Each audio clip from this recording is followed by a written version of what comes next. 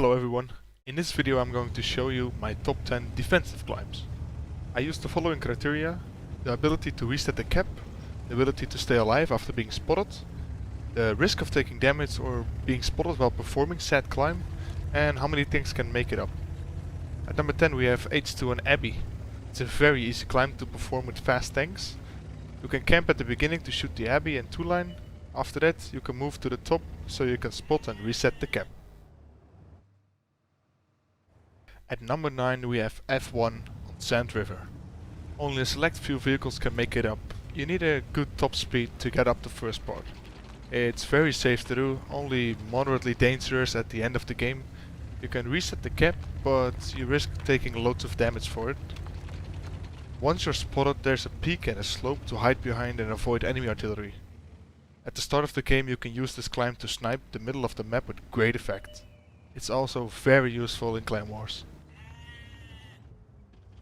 At number 8 we have A3 on Mountain Pass. This climb is used to counter a glacier push. In clan wars or strongholds you can put 2 bedjet at the red circle at the end of this clip and completely shut down a push. It's doable by fast tanks like Cromwells, T-37s and Bulldogs. It's 100% safe at the start of the game if you make it first try. You could reset the cap, but that involves driving all the way back and potentially getting spotted and killed.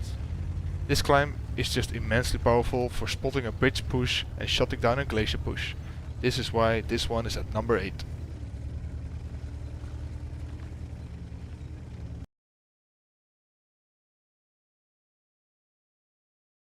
At number 7 we have the infamous J9 climb on Mines. It's used for campy ESL strats, strongholds and clan wars alike. This is the climb that breaks the map single-handedly. Shoot the hill, shoot the village and reset the cap. All can be done from this position.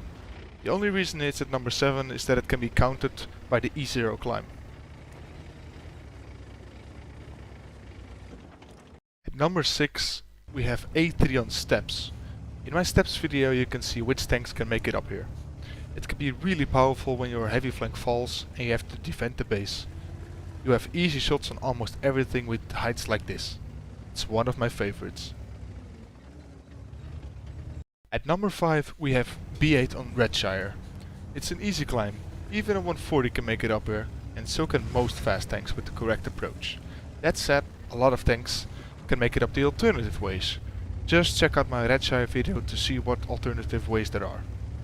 It's not really RD safe, but you won't get spotted that easily with all the trees that block a clear line of sight.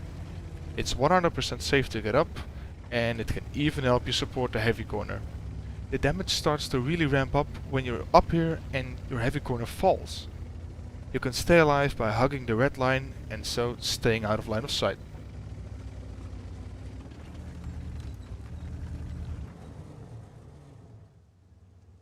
At number 4 we have H1 on Serene Coast. This climb is only accessible for fast tanks that go at least 60. But that's about the only drawback of this climb. Once you're up here you can make it to the northern part and support your team by shooting the enemy at C2. The enemy won't know what hit them when you use this position. Just make sure you won't get spotted by enemies advancing in the middle of the map, or else you'll be seeing the inside of your garage sooner than you'd like.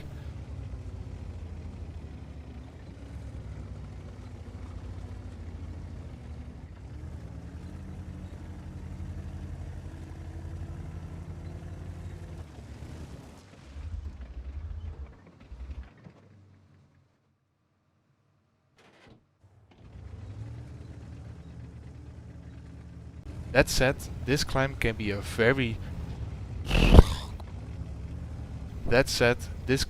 very good for a defensive stronghold tactic.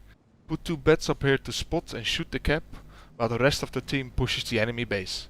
You can stay safe as you have plenty of cover and loads of free space to dodge artillery shells.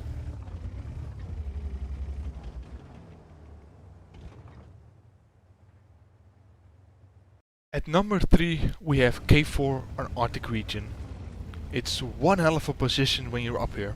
It's 100% safe and almost all smaller tanks can make it up here.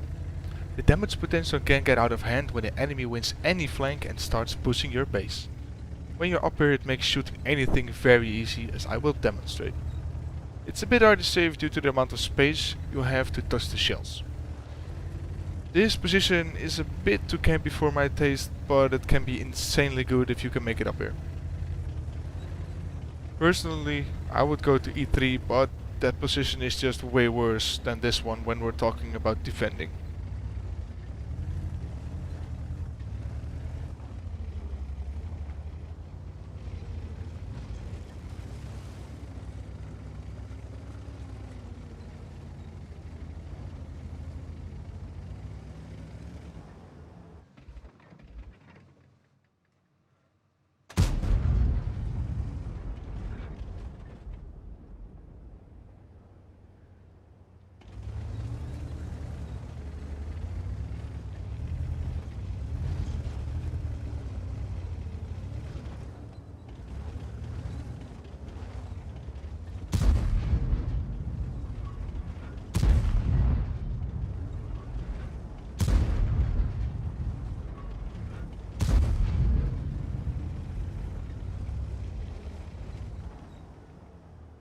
At number 2 we have E9 on Sacred Valley.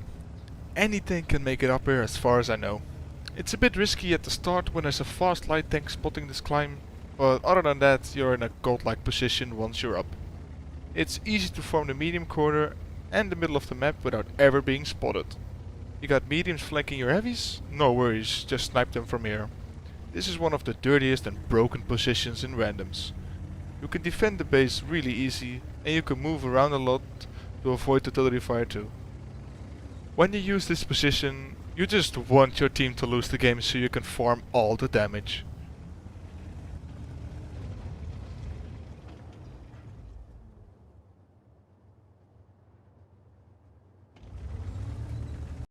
At number 1 we have the one line. Whoa, what the fuck? At number 1 we have the one line on Mountain Pass. You can get up here with any heavy tank or RT, as I received so many pictures and replays of people getting right about any tank up here. It's perfect for staying RT safe and decapping at the same time. It's perfect to break a camp in any stronghold. What are the downsides to this climb? Well, compared to the other climbs, there are none. If I would make the most broken climb for Clan Wars or Stronghold on any map, it would look like this. Sharp hills to block the artillery and a slope that works in your favor for the much needed gun depression. High enough so a lot of tanks can't even shoot you and any tank should be able to do it. Done. That's this climb. It's truly magnificent. In my Mountain Pass and Mist Climb number 1 videos you can see the different ways of getting up here. Good luck in Clan Wars and Strongholds, Commander.